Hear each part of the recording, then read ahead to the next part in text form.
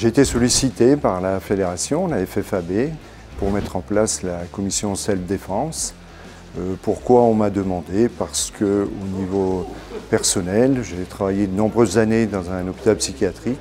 J'avais mis en place une formation pour aider le personnel sur le lieu de travail, de façon à les protéger et surtout protéger les personnes qui nous agressaient. Donc au niveau de la fédération, c'était quelque chose qui les intéressait, surtout par rapport à la bienveillance qu'on peut avoir par rapport aux personnes qui nous agressent, ce qui correspond, je pense, complètement à la philosophie de l'aïkido. Donc la fédération a fait appel à moi parce que j'ai pu participer à 2 reprises à cette formation qui est proposée à Brasse, et aussi parce que professionnellement je suis éducatrice avec des adolescents qui peuvent être parfois difficiles.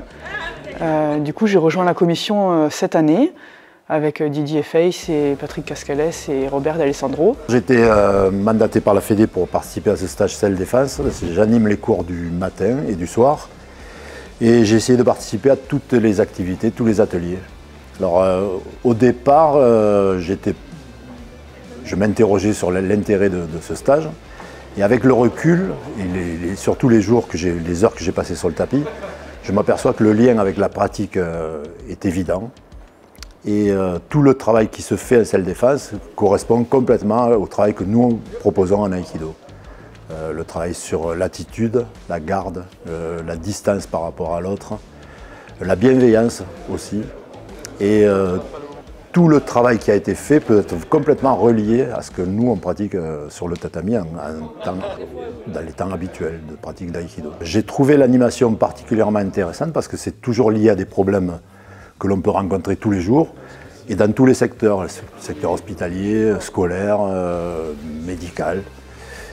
J'ai trouvé vraiment quelque chose qui m'a donné envie de continuer et de le travailler dans mon club. Cette pratique est bienveillante envers les personnes agressives. Donc c'est une pratique qui peut s'étendre dans divers domaines. Bien sûr, là, en particulier, moi, c'était le milieu hospitalier. Et surtout, ne pas faire d'opposition, ce qui amène à des combats. Et ce n'est absolument pas ce qu'on cherche dans notre commission. La formation proposée par la commission Aïkido Self-Défense, c'était vraiment à destination des enseignants diplômés qui pourront, eux, par la suite, proposer des formations à des professionnels du médico-social, de la police, de l'éducatif, de l'associatif, pour proposer des interventions auprès de personnes qui peuvent être violentes, mais tout en étant bienveillant, tout en protégeant ces personnes agressives, en se protégeant soi-même, mais en protégeant l'autre de son agressivité. Nous avons passé un bon week-end de formation. Le groupe était très motivé, beaucoup de travail sur le tatami, et j'espère vous retrouver prochainement dans nos futures formations à Brasse, dans le cadre de cette formation Aïkido Self-Défense.